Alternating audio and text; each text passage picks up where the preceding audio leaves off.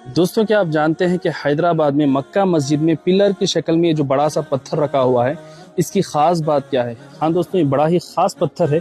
चलिए इसके बारे में हम जानते हैं। दोस्तों, हैदराबाद की इस खूबसूरत मक्का मस्जिद को सुल्तान मोहम्मद कुतुब शाह ने 1617 ईस्वी में तामीर करवाया था, यानी तकरीबन आज से 400 साल पहले।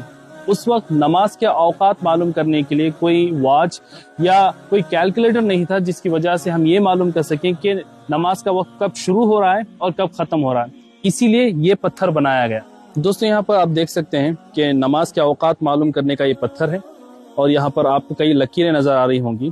तो यहाँ पर एक लकड़ी नुमा एक चीज़ रखी जाती थी, इसमें फंसा करके, और जब सूरज की रोशनी उस पर पड़ती तो छाँव उसकी जहाँ तक जाती उसको इस तरीके से लकीरें गिनी जाती थी। देखिए, एक सीधी लकीरें हैं, फिर एक इस तरीके से हाफ सर्कल नुमा यहाँ पे लकीरें हैं। इसको गिन करके उस जमाने में एक अलग तरीके से ये मालूम किया जाता था कि नमाज का वक्त कब शुरू हुआ है और कब तक खत्म हो जाएगा। इन्हीं छाँव को देख करके मालूम किया जाता था और नमाजें पढ़ी जाती थी।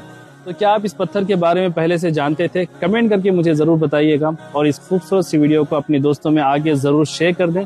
अल्लाह आप सबको सलामत रखे।